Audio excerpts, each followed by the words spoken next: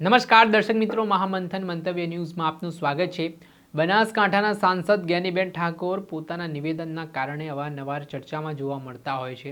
આ દિવસોમાં કોંગ્રેસની જન આક્રોશ યાત્રા બનાસકાંઠાના સાંસદના ગઢમાંથી જ પસાર થઈ રહી છે, જેમાં તેઓ અલગ અલગ મુદ્દે સરકારને ઘેરી રહ્યા છે।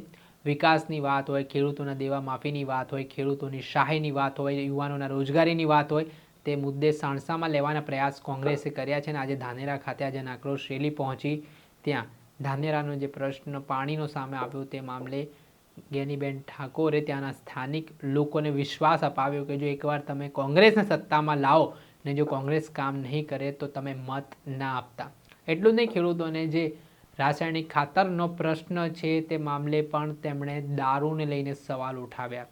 તેમણે કહ્યું કે અહીંના સ્થાનિક લોકો તેવી જાણકારી મળી તેમને કે અહીંયા રાસાયણિક ખાતર છે રાજસ્થાનથી આરામથી મળતો નથી, પરંતુ દારૂ છે તે સહેલાઈથી મળી જાય છે। આ પ્રકારની વાત નિવેદન સામે આવ્યા બાદ ફરી અનેક પ્રકારની ચર્ચાઓ વેગવાન બની છે, કેમ કે સાંસદ જ્ઞાનીબેન ઠાકોરે જે પ્રહાર કરવાની શરૂઆત કરી છે તે સાંભળો।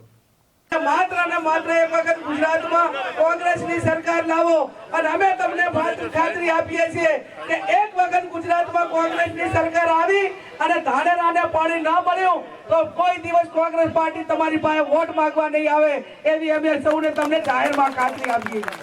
ત્યારે અહીંયા અનેક પ્રશ્નો છે, વિદ્યાર્થીઓના પ્રશ્નો હોય, મહિલાઓના પ્રશ્નો હોય।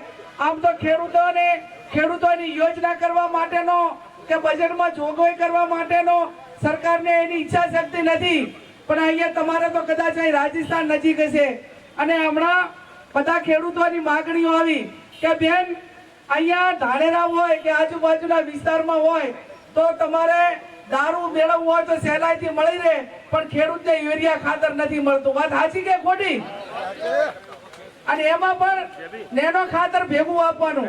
અહીંયા રાજસ્થાન તમારા નજીક છે એટલે કદાચ રાજસ્થાનમાં તો દારૂની છૂટી છે એટલે કદાચ અહીંયા મળતું હશે, પણ મને એમ લાગે કે ધાનેરામ તો નહીં મળતું હોય। તાઈ ધાનેરામ દારૂ મળે કે નહીં મળતું? પાણી કરતા દારૂ વધારે મળે ને? તો આ બધું યુવા ધનથી બરબાદ થાય છે, એની પાછળ માત્ર ને માત્ર જવાબદાર હોય તો કોઈ સરકાર છે। અને નીચેના અધિકારીઓની ગમે એટલી ઈચ્છા શક્તિ હોય, પણ તેનો રાજા ભક્ષી બન્યો હોય ત્યાં પ્રજાનું રક્ષણ ના હોય। ધારે રાજા ધારે તો એ પ્રજાને સુખી કરી કે છે, એના માટેના કાયદા કરી કે છે, એના માટેની યોજનાઓ બનાવી કે છે અને જે તે વિભાગ પાસે કડકાઈથી કામ કરાવી શકે છે। આજે આ ગુજરાતની પોલીસ એ ધારે તો 12 કલાકની અંદર આ ગુજરાતમાંથી દારૂ બંધ કરાવી કે, પણ ક્યાંક ને ક્યાંક પોલીસના પણ હાથ બંધાયેલા છે, ક્યાંક ક્યાંક હપ્તા રાજ ચાલે છે, ક્યાંક ક્યાંક ઉપરથી દબાણ ચાલે। અને હવે તો પોલીસ સ્ટેશનોની અંદર એનો લક્ષ્યાંક આપવામાં આવે, ટાર્ગેટ આપવામાં આવે।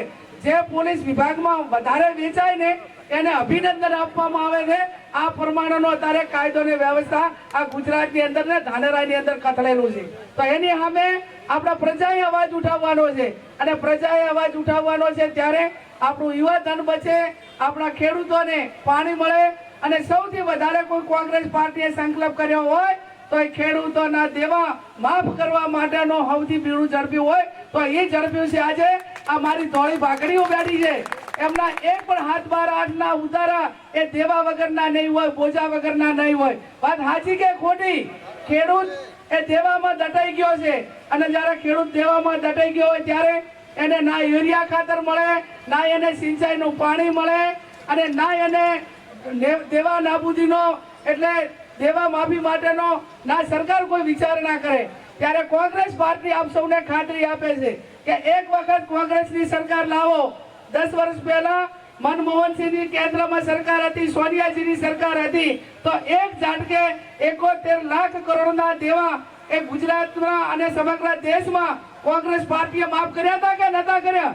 અને એ ટાઈમે અત્યારે કરોડોનો દેવા નાબૂદીનો ફાયદો લેનાર એ જે અત્યારે ભાજપના નેતાઓ એ ટાઈમે કહેતા હતા કે આ તો ચોરોને મદદ કરવાની વાત કોંગ્રેસ પાર્ટી કરે છે, અને સૌથી વધારે દેવા નાબૂદીનો લાભ લીધો હોય તો એ વખતે ભારતીય જનતા પાર્ટીના નેતાઓએ લીધો હતો।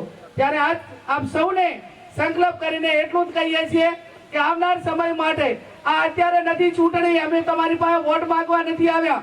ચૂંટણી હોય ત્યારે તમારે વોટ જેને તમારો હાથમાં ગળે અને આપો છો, પણ આજે અમે તમારી લડાઈ લડવા માટે આવ્યા છીએ અને લડાઈ એવી લડીએ કે જે પરિણામલક્ષી હોય. તો આવનાર સમયની અંદર સાથે મળીને આ ખેડૂતોના હિતની લડાઈ એ કોંગ્રેસ પાર્ટી લડવાની છે અને એમાં ખેડૂતો ખૂબ સાથ સહકાર આપે એ અપેક્ષા સાથે અહીંયા મોટી સંખ્યામાં તમે હાજર રહ્યા. ટ્રેક્ટર રેલી કાઢીને બધાનું સન્માન કર્યું અને આ જે કઈ મુદ્દાઓ છે એ બોડી સરકાર એ નથી સાંભળતી અને એનો અવાજ કોંગ્રેસ બનીને સરકાર સુધી પહોંચાડીને આપણા પ્રશ્નો હલ કરે એ શબ્દ સાથે આપ સૌનો ખૂબ ખૂબ હૃદયપૂર્વક આભાર. આપણે સાંભળ્યા હતા બનાસકાંઠાના સાંસદ જ્ઞાનીબેન ઠાકોર. તેઓ અગાઉ પણ આવા વિસ્ફોટક નિવેદનો આપી ચૂક્યા છે. જનતા રેડો દારૂના અડ્ડાઓ પર કરી ચૂક્યા છે અને જે રીતે ખેડૂતોને જે નેનો ખાતર પણ જબરજસ્તી પધરાવવામાં આવે છે તે મામલે તેમણે પ્રહાર કર્યા છે. દર્શક મિત્રો, આવા જ નવા વિડીયો સાથે આપણે માહિતગાર કરતા રહીશું. એટલે મહામંથન મંતવ્ય ન્યૂઝને લાઇક કરી લો, સબસ્ક્રાઇબ કરી લો અને વધુમાં વધુ શેર કરો.